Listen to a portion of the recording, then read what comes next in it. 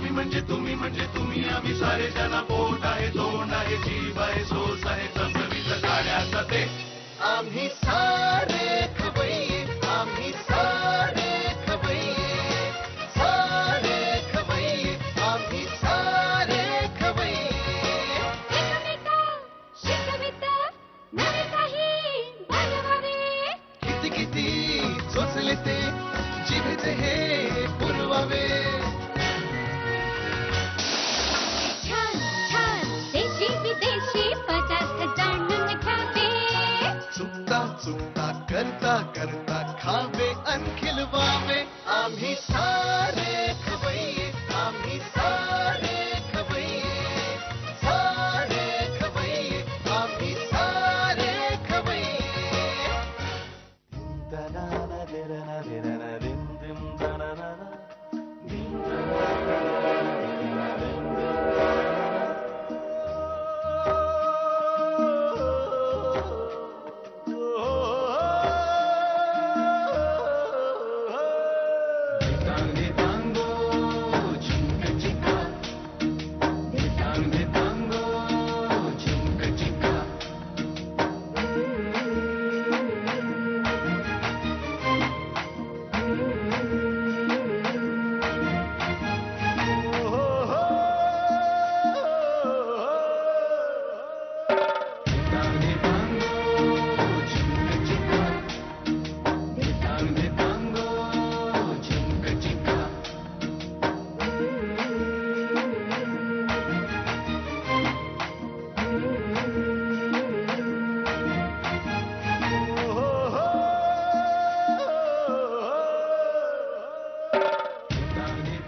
नमस्कार.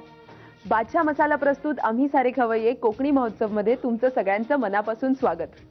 कुठल्याही शहराच्या हेक्टिक आयुष्याचा कधी ना कधीतरी कंटाळा येतोच आणि मग आपल्याला वाटतं की 4 दिवस सुट्टी घेऊन कुठेतरी बाहेर गावी जावं.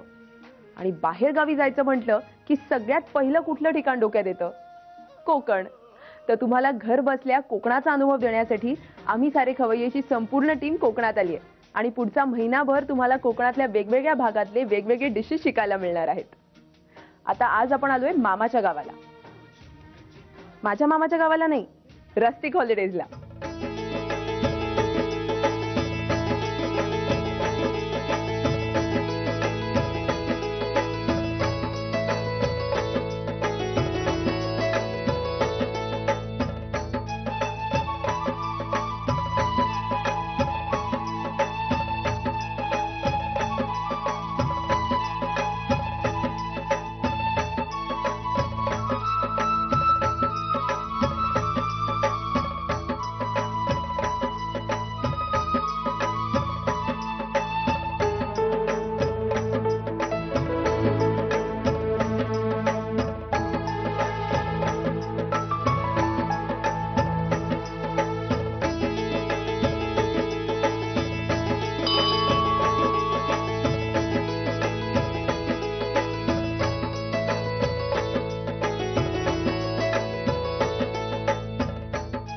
कुठल्याही चांगल्या गोष्टीची सुरुवात आपण देवाचं नाव घेऊन करतो.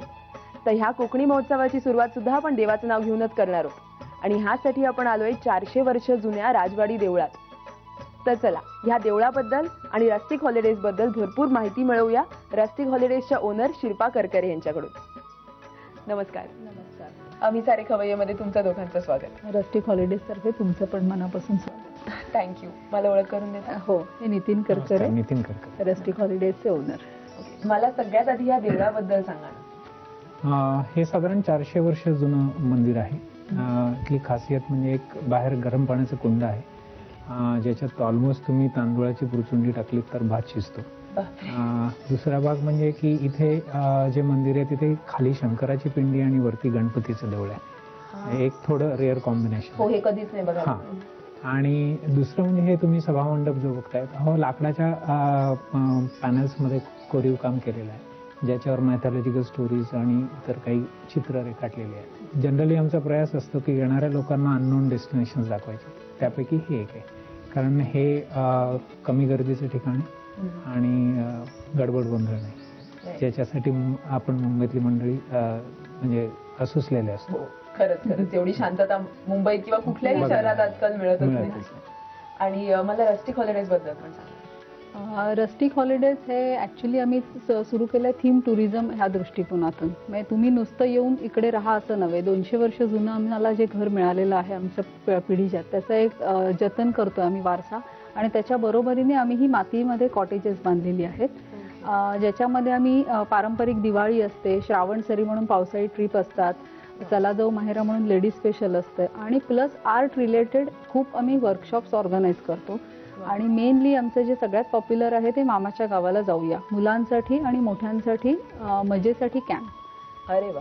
म्हणजे ज्यांना खरंच गाव नाही, ज्यांना खरंच गाव नाही, सगळ्या रुरल ऍक्टिव्हिटीज त्यांना मुलांना किंवा मोठ्यांना तिकडे अवेलेबल करायला मिळतात आणि एन्जॉय करता येतं टोटली. कन्सेप्ट तुमची खूपच छान आहे आणि मी खरंच पहिल्यांदाच ऐकलंय असं काहीतरी केलेलं. आणि तुमच्याकडचं जेवण वगैरे सगळं कशा पद्धतीचं असतं? जेवण व्हेज जेवण ऑलवेज अवेलेबल असतं. म्हणजे तुम्ही कधी आलात तरी व्हेजिटेरियन जेवण कायम मिळतं. नॉनव्हेज आमच्या घरात बनत नाही, कारण आमच्याकडे घरात गोपाळकृष्णाचं 200 वर्ष जुनं देऊळ आहे. ओके. तर त्यामुळे घरात नॉनव्हेज बनत नाही, पण ऑन डिमांड बाहेरनं मागवणं मी देऊ शकतो. ओके. घर जुन्या पद्धतीचं आहे, शेणाने सारवलेली जमीन आहे, 5-5 फुटी वॉल्स आहेत, एकदम थंड आहे. घराचं जसं स्ट्रक्चर आहे तेच मेंटेन करण्याचा आमचा प्रयत्न आहे. वाव. आणि तुमचं तिथे सगळं इको फ्रेंडली आहे? Eco friendly. आणि मग कोकणातले कुठले असे खास पदार्थ तुम्ही आज आमच्यासाठी करणार आहात? कोकणातले आपण करणार आहोत एक शहाळाचं पाणी बेस ठेवून आपण एक वेलकम ड्रिंक करणार आहोत. अरे वा. भाजणीचे वडे आहेत आणि पावट्याची उसळ आहे. एकदम इंटरेस्टिंग मेन्यू वाटतो. तर आपण जाऊया रस्टिक हॉलिडेज? हो नक्की नक्की. चला. आपण सगळ्यात आधी कुठली रेसिपी करतोय? आपण एक शहाळ्याचं वेलकम ड्रिंक करतोय, जे खूप एनर्जेटिक आहे. मला साहित्य सांगा. हो नक्की. हे शहाळ्याचं पाणी आहे, एका शहाळ्याचं पाणी घेतलेलं आहे. त्याच्यानंतर मध आहे, त्याच्यानंतर लिंबाचा रस आहे, पुदिना आहे आणि शहाळ्याचं आतलं जे आपण खोबरं असतं ना ते वापरलेलं आहे. ओके. सगळ्यात आधी काय देऊ? शहाळ्याचं पाणी. हे खरं तर नुसतं पण प्यायला किती छान वाटतं. हो खरंय, पण जरा त्याला आपण टेस्ट आणू शकतो, एनरिच करूया अजून फ्लेवर्सनी. आता त्याच्यानंतर लिंबाचा रस. ही वेलकम ड्रिंकची आयडिया तुम्हाला कशी सुचली? इकडे आले सगळेजण की काहीतरी त्यांना एक रिफ्रेशिंग हवं असतं, एवढ्या प्रवासानंतर आले म्हणून. त्यामुळे आपण हे एक वेलकम ड्रिंक तयार केलेलं आहे आणि इथे लोकल इन्ग्रेडियंट्स वापरून इच्छा होती करायची, त्याच्यामुळे. ओके. मला विचारायचं होतं, हा इथला गावठी लिंबू आहे ना? हो, कारण तो रंग बघूनच कळतंय की वेगळा आहे. गावठी लिंबू आहे इथला. रस जास्त असतो त्याला. आता मध. लिंबू म्हणजे शहाळा आणि आपण लिंबू घातल्यामुळे थोडंसं असं आंबटसर झालंय आणि त्याला थोडंसं स्वीट करायला आपण अगदी पाव चमचा मध घालतो. ते सगळं एकत्र करायचंय, म्हणजे शहाळ्याची टेस्ट येते त्याच्यामध्ये, मध आणि लिंबू असं तिन्ही टेस्ट छान एकदम होतात. आता ह्याच्यामध्ये आपण गार्निशिंगला म्हणून हे शहाळ्याचं आतलं खोबरं घालणार आहोत ग्लासमध्ये घातल्यानंतर. आणि हे आपण थोडंसं हाताने क्रश करायचं आणि घालायचं, म्हणजे पुदिन्याचा फ्लेवर पण येतो आणि दिसायला पांढऱ्या ह्याच्यावर ते ग्रीन छान पण दिसतं. ओके. मग आपण ह्याच्यात ओतून घेऊया का? हो चालेल, नक्की.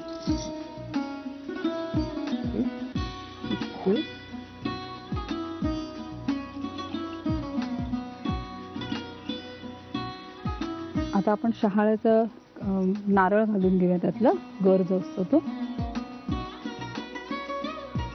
आणि आता मी म्हटलं मगाशी तसं की पुदिना थोडासा हातानेच हे करून हाताने क्रश करायचा आणि तो घालायचा, म्हणजे त्याचा वास पण छान येतो आणि दिसायला पण छान दिसतं. व्हाईट आणि ग्रीन. आणि मग एखादं पान तुम्ही वरती असं ठेवू शकता. आता हे तुमच्यासाठी टेस्ट करून बघा. थँक्यू. वा. सकाळी सकाळी मी फ्रेशच आहे, पण तरी अजून फ्रेश वाटायला लागले मला. आता मी एकदम फ्रेश झाले हे वेलकम ड्रिंक पिऊन. तुम्हाला पण घरी करून बघायचं आहे ना? पण त्यासाठी तुम्हाला साहित्य कृती लिहायला हवी. मग साहित्य कृती लिहून घ्या. शहाळ्याचं वेलकम ड्रिंक बनवण्यासाठी लागणारं साहित्य: शहाळ्याचं पाणी, मध, लिंबाचा रस, पुदिना आणि शहाळ्याची मलई. कृती: प्रथम एका मातीच्या भांड्यामध्ये शहाळ्याचं पाणी घेऊन त्यामध्ये लिंबाचा रस आणि मध एकत्र करून हे मिश्रण ग्लासमध्ये ओतून घ्यावं. त्यावर शहाळ्याची मलई आणि पुदिना घालून वेलकम ड्रिंक सर्व्ह करावं. आपली पुढची रेसिपी कोणती? पावट्याची उसळ. पावट्याची उसळ कोकणातली अगदी खास आहे हो. पावट्याची उसळ. पावटे म्हणजे खासच कोकणातले. मला साहित्य सांगणार? हो नक्की.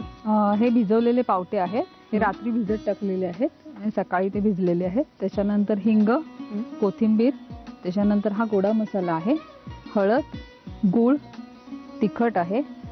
हे चुलीत भाजलेलं खोबरं आणि जिरं असं वाटून घेतलेलं आहे.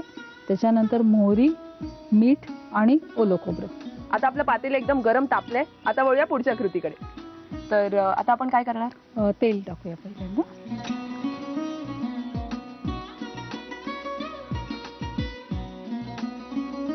तेल झाल्यावर आपण मोहरी टाकायची. आपली नेहमीची फोडणी हो, असते तशी. नेहमीची फोडणी असते ते मोहरी, हिंग, हळद. छान तापलेलं आहे. चुलीवरती करताना थोडस अजून जास्त केअरफुल राहावं लागतं का? हो, जेवण? पटकन एखाद्या वेळी जळू जळू शकतं. शकतं. तापलेलं असेल तर आपल्याला गॅस कसा लहान करता येतो तसं होत नाही इथे. हा. आणि त्यात पावते ना? हो. हे साधारण किती वेळ आपण भिजत ठेवले? हे आपण एक 8 तास भिजत ठेवलेले आहेत. ओके. आता परतून घ्यायचे आणि परतल्यावर पाणी घालायचं ते शिजण्यासाठी म्हणून. ओ.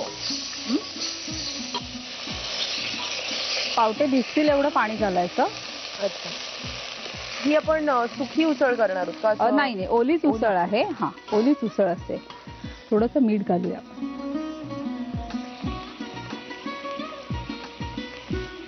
पण झाकण ठेवूया त्याच्यावरती म्हणजे ते शिजेल पटकन. साधारण किती वेळ लागतो शिजायला? 5 मिनिटं लागतील शिजायला. 5 मिनिटात लगेच? हो हो हो. तुमच्या या रस्टिक हॉलिडेज मध्ये तुम्ही काही वेगळ्या ऍक्टिव्हिटीज पण करता का इथे? म्हणजे बर्ड वॉचिंग किंवा? खूपच आहेत. बर्ड वॉचिंग आहे, त्याच्यानंतर स्टार गेजिंग आहे, वाव. त्याच्यानंतर कारण इथे तुम्हाला चांदण आपल्याला जे आता मुंबई किंवा पुण्या मेट्रो सिटीज मध्ये चांदण बघायलाच नाही मिळत नाही अजिबात. त्यामुळे तुम्हाला स्टार गेजिंग चांगलं करता येतं. बर्डिंग, फोटोग्राफीसाठी अतिशय चांगली जागा आहे. वा. फोटोग्राफी वर्कशॉप पण आम्ही ऑर्गनाईज करतो. त्याच्यानंतर आर्ट रिलेटेड एनी, म्हणजे आता आम्ही इथे टेराकोटाचं वर्कशॉप चालू केलंय. ओके. इथे टेराकोटाच्या वस्तू बनवणं, तुम्हाला स्वतःला मातीत खेळायला देणं हा मेन कन्सेप्ट आहे. वाव. म्हणजे टेराकोटा म्हणजे माती, लाल माती लाल असते ती. माती, लाल ज्याची माती आपण हो, अर्धनवेअर हो, बनवतो. हो, बरोबर. ओके. आता अर्धनवेअरचे सगळे इथे प्रोडक्शन सुरू होते. ओ, वाव. त्याच्यामुळे ते तुम्हाला करता येऊ मग ते शकतं. ट्रेनिंग पण तुम्ही देता ते कसं training करायचं पण ते? देणार आहोत आणि प्लस प्रोडक्शन दोन्ही करणार. आता आपलं शिजले असतील हो का? हो, पावटे? शिजले असेल आपण.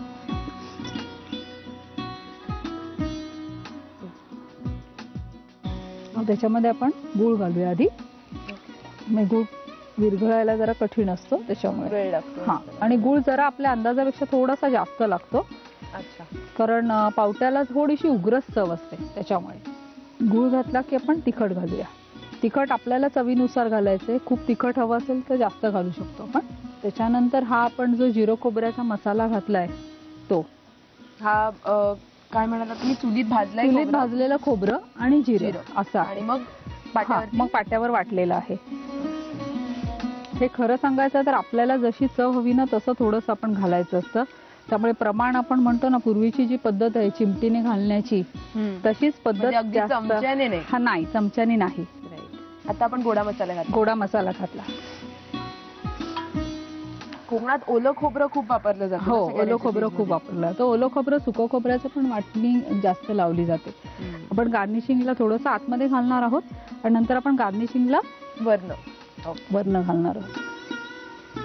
थोडासा बाइंडिंग होतं, म्हणजे रस आटण्यासाठी पण ओल्या खोबऱ्याचा जास्त उपयोग होऊ शकतो. ओके. तर आता आपली उसळ तयार आहे. हो. आपण ती सर्व करण्याची हो तयारी हो करूया. हो हो, नक्कीच. आम्ही उसळ सर्व करण्याची तयारी करतो. तोपर्यंत तुम्हाला काय करायचं तुम्हाला माहितीये ना? पावट्याची उसळ बनवण्यासाठी लागणारं साहित्य: भिजवलेले पावटे, ओलं खोबरं, कोथिंबीर, गोडा मसाला, हळद, गूळ, तिखट, भाजलेलं खोबरं आणि जिऱ्याचं वाटण, मोहरी, हिंग आणि मीठ. कृती: प्रथम एका कढईमध्ये तेल गरम करून त्यामध्ये मोहरी, हिंग आणि हळदीची फोडणी करावी. त्यामध्ये पावटे आणि पाणी घालून पावटे शिजवून घ्यावेत. त्यामध्ये गूळ, तिखट, भाजलेलं जिरं खोबऱ्याचं मिश्रण, गोडा मसाला, किसलेलं ओलं खोबरं आणि मीठ घालून शिजवून डिश सर्व्ह करावी. मला सांगा पुढची रेसिपी कोणती आहे? पुढची रेसिपी आहे आपले भाजणीचे वडे. भाजणीचे वडे. हो. आणि भाजणीचे वडे सहसा आपण कशाबरोबर खातो? भाजणीचे वडे एकतर आपण पावट्याची उसळ आणि भाजणीचे वडे असं असतं, किंवा ओके. भाजणीचे वडे चटणी आणि दही असंही दिलं जातं. ओके. उत्तम. मग मला साहित्य सांगणार? हो नक्की. ही भाजणी आहे. आता ही भाजणी तयार करायला आपल्याला ह्याच्यामध्ये 4-5 पदार्थ ह्याच्यामध्ये घातलेले आहेत.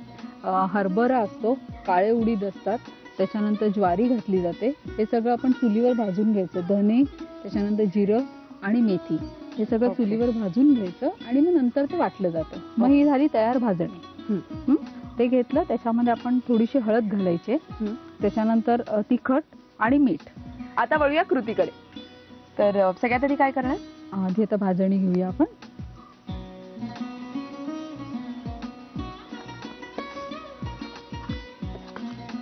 आता ह्याच्यात मीठ टाक.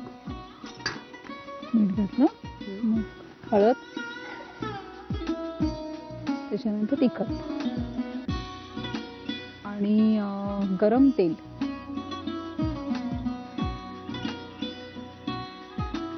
गरम पाणी. हे आता आपण नीट कालवणार आहोत आणि मग त्याचे आपण गोळे करायचे आहेत. आणि हे आपण आता केल्या केल्या लगेच थापणार? नाही, जरासं आपण एक तासभर मळून ठेवलं ना तर जास्त चांगलं असतं. ओके. इथे जर यायचं असेल तुमच्याकडे तर तुमच्यापर्यंत कसं पोहोचायचं लोकांनी? आमची वेबसाईट आहे www.rusticholidays.co.in. त्याच्यावर सगळी माहिती दिलेली आहे. Great great. आता आपली भाजणी तयार झाली आहे. हो. आता हे आपण किती वेळ ठेवायचं असतं? हे आपण एक तासभर ठेवणार आहोत. तर मी एक आता करून ठेवलेलं आहे हे, आणि ह्याचे आपण गोळे करूया. म्हणजे मग हे काढून ठेवा.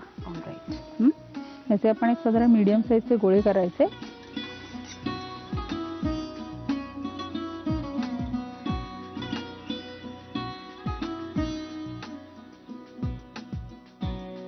असे गोळे केलेत आणि आता आपण केळीच्या पानावर ते थापणार आहोत. ओके. आता थोडंसं तेल दे मला. आपण ते केळीच्या पानावर चिकटणार नाही म्हणून. थोडंसं पाणी मिळेल.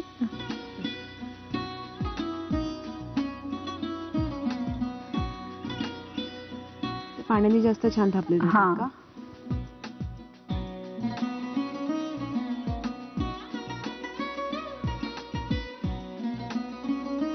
आता तळायचं?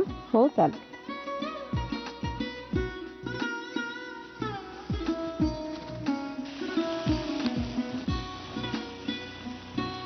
असे मस्त टम्म फुगले पाहिजे. हो. थोडस आपलं असं दाबलं ना की ते फुगतात छान. तीच खरी नॅक असते. ते फुगले नाहीत तर त्याची मजा नाही ना. थोडेसे दाबायला लागतात ते. आता हे गरम गरम तळून झाले की खायला तयार आहेत ना? हो हो. अगदी हा कोकणातला पदार्थ आहे. टिपिकल भाजणीचे वडे आणि पावट्याची उसळ. वा. खूप गरम असतील नाही तर लगेच करता आले असते. चला, पावट्याची उसळ आणि हे वडे खाण्याची आम्ही तयारी करतो. तुम्ही पटापट साहित्य आणि कृती लिहून घ्या. भाजणीचे वडे बनवण्यासाठी लागणारं साहित्य: काळे उडीद, हरभरा, ज्वारी, धणे, जिरं आणि मेथी ही धान्य एकत्र भाजून दळून भाजणीचं पीठ तयार करावं. हळद, तिखट आणि मीठ. कृती: प्रथम एका मातीच्या भांड्यामध्ये भाजणीचं पीठ घेऊन त्यामध्ये मीठ, हळद, तिखट, गरम तेल आणि गरम पाणी घालून मिश्रण एकजीव करून घ्यावं. केळीच्या पानावर तेल लावून त्यावर या मिश्रणाचे वडे थापून ते खरपूस तळून घ्यावेत. आपल्या तिन्ही डिशेस तयार आहेत. आता त्या टेस्ट करूया.